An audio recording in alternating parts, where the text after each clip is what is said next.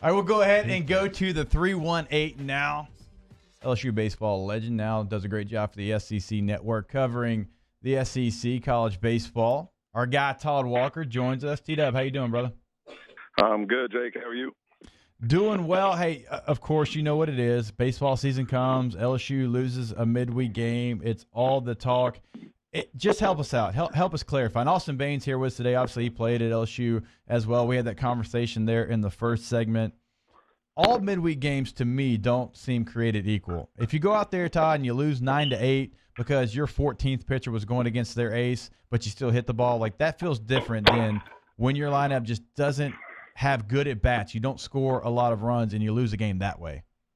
Well, first of all, I saw Austin Baines in high school. That kid could play, man. But, look, everybody wants to make a big deal about the midweek games. They lost 5 of them last year, still hosted a super regional. Now, we'd all love to beat the Louisiana Techs and the Nichols States and the Northwesterns of the world, but the reality is it doesn't really matter to LSU.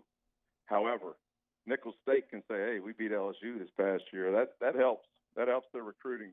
So I think in terms of panicking over midweek, I think I panicked a little more last year than this year. I know that Maneri kind of downplays it, but it's hard for a coach to say, these don't matter, because they do. But in terms of the end result, I don't think we panic too much. That being said, if you got Eric Walker going midweek and he gets his pitch count up to where he can throw a real, start the way he's capable, and then you got Mikael Hilliard starting midweek games or coming in behind Eric Walker, they're not going to lose too many of those this year because their starters on the weekends are so good this year. I'll be honest with you, Todd. I'm not really worried about the staff. Even the other night against Nichols, I thought they did enough. You had enough guys come in and not give up a ton of runs. I thought they did a nice job of any threat Nichols had. They kind of shut it down there. It was the lineup, and we're continuing to see different lineups roll out there for LSU. And I know it's so early in the season, but when do you think you have to have your lineup kind of set? And it's not having to be set in stone, as we all know, but kind of set where you feel like you know who's going out there every day at said position. Well, I've talked to a lot of people that I don't know if concern is the word, but I know that one of the things that they're watching is whether or not LSU is going to be able to produce offensively. And you mentioned Nichols the other night. They scored 2 runs. I think what you're going to see, so you got Hal Hughes playing short, and DiGiacomo is probably their 2 best defenders up the middle. But I think you'll see more offense in both of those positions. So you've seen Zach Mathis move over to short. Gavin Dugas played third the other day. They're trying to move, mix in Mo Hampton, see what he can do in center field. But eventually I think they're going more offensive than they are defensive. So you might see Cabrera play a lot of center field if the center fielder they have right now, whoever it may be, is not hitting. Hal Hughes will be a defensive replacement late in games in the SEC weekends. That's the way I see it happening. And some of these kids just got to get their feet wet. Cade Doty had a big first night and then has struggled lately, and he's still hitting at a 2-hole. Sometimes those home runs will hurt you because you start swinging for it every time, And Cade, of course, hit the big home run in the first game. But I think that once he settles in, he's going to be good. Beloso's going to hit the ball. Cabrera. I like the top half of LSU's lineup. I'd like to see Beloso actually get in the top 4, maybe move Doty down a little bit. I know Gavin Dugas can swing it as well, and he's off to a little rough start. Bianco can swing it. So to your point, they're just trying to find out who performs when the bell has now rung, because they can see all the BP and all the stuff that they've seen in the fall and up to this point. But it's a whole different deal when the lights come on and you got fans in the stands and your parents are in the stands and friends are watching and you really want to do well. Sometimes, as we know, if you want to play, you want to play so well that it becomes a negative thing. And when I got to the big leagues, the best thing I did is relaxed and said, what's the worst thing can happen? I go home and get a real job, and then I started playing. But before that, when I'm in the big leagues, oh my God, my eyes are like eggs, and all these superstars, Cal Ripken saying, "Hey Todd, what's going on?" That affects you in a negative way. You want to stay and you try too hard. Yeah, no, I said the same thing, except I went and got a real job. But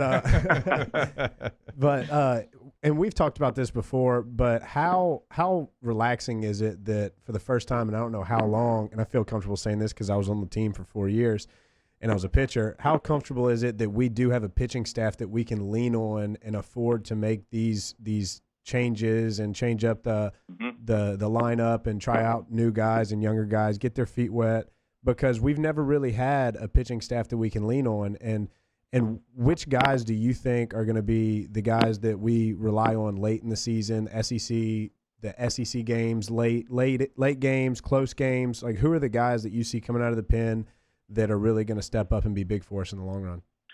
Yeah, I like the bullpen this year. I mean, you got a lot of veterans on the back end. Bettmeyer, Fontenot, those guys, I think are starting to feel it a little bit. I don't see any problem at all with not only the bullpen, but the starters. You know, we did a little poll the other day with just the SEC analysts. A lot of people think Cole Henry's the best Friday night starter in the SEC, and that includes everybody that even Vanderbilt can throw out there. So Cole Henry's a true number one. I really think Marceau is gonna do well. That's just a guess.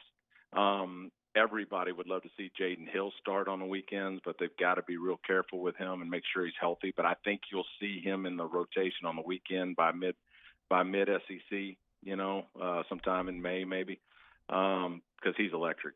And that's if it doesn't work out where maybe he ends up being the closer. Who knows? But I don't think anybody's really overly concerned with the arms, except for maybe that they stay healthy.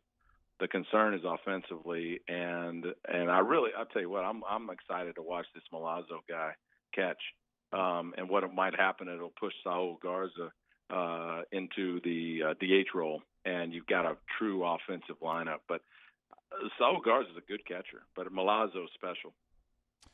We talked about it earlier, Todd, and Todd Walker's our guest here on Hanging with Hester.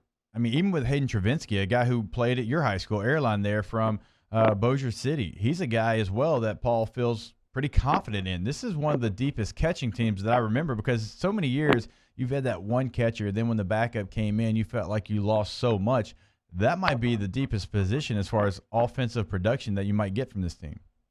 Yeah, and that's the one position I don't know if you can sacrifice. You remember at the beginning of last year they had a hard time throwing guys out, and we all know that a lot of times you still on the pitchers, so they've probably worked on getting the ball to the plate quicker so the catchers don't have such a hard time throwing guys out. I think Saul Garza threw out only 4 of 28 guys last year, so he's an offensive catcher. He can receive, he can block, he does all the intangibles. But again, Milazzo can throw you out, and consistently, and kind of make up for some inadequacies on the mound in terms of them getting it to the plate. They're concerned on whether or not he'll hit, and especially as a freshman. It's a tough deal, man. You go out of high school playing in front of 100 people into Alex Box in front of 12,000. You know how big of a deal it is. It can affect you offensively. So back to Travinsky, he's got a big swing, man. If he was left alone and just played every single day, he'd hit 20 home runs, but that's not going to happen. And so it's tough if you're a home run guy, because with the home runs comes some swing and misses to get in there sporadically and do what you're capable of doing. But I like Travinsky a lot. All right, Todd, real quick, a couple more here, and we appreciate your time as always. Let's talk some SEC baseball. I thought Ole Miss was really impressive over the opening weekend, taking 2 of 3 from Louisville, a team that's going to be in the top 5 in the country for most of the season. Ole Miss might have been the most surprising team to me, what they were able to do so far. Yeah, well, what do they pick? 6th in the West. Yeah. I think they'll be a little better than that. They have a true ace over there as well. It's still, they lost the shortstop last year, so they got to replace him. And they lost Olenek, the center fielder, who was a special player there as well. So they've got some holes that they need to replace, and nobody's really sure yet how it's going to play out. Because again, you got these new kids, whether they're junior college guys or high school guys. Same as what I just said. You never know what to expect when you play in front of crowds and lights come on. But that's a wait and see deal. But it certainly was impressive this early in the season that Ole Miss was able to take 2 or 3 from the number 1 team in the country. That shows they're at least better than 6th in the West, and the West is going to be a battle like it was last year. I think you'll see the same thing we saw last year. 10 teams of the 14 made regionals. I think you'll see that again this year from the SEC. And then Vanderbilt's able to roll Al Leiter's kid out there, and he strikes out 12 guys in 5 innings for the rich get richer there in Nashville. Yeah, and then you got Rocker behind that. So you can see a weekend where they get, 30 strikeouts in a weekend, between Rocker, him and Eater. They've got some serious arms. They got Austin Martin back at Vanderbilt. They're already the national champions, and they won the SEC tournament as well. They're going to be very, very good. All right, there he is. Todd Walker does a great job for the SEC Network, of course, LSU baseball legend. Todd, we always appreciate the time. Hey, are you working this weekend, or does that start here in a couple weeks? Yeah, we're going to Charlotte, do some pre-meetings, but my first deal is over in College Station in week 2. Thursday night, Ole Miss plays A&M there in College Station March 19th, so I'll be there for that. All right, there he goes. SEC Network does a fantastic job covering college baseball. T-Dub is a part of that coverage. We appreciate it, man. We'll catch up soon. All right. Thanks, man. See you guys.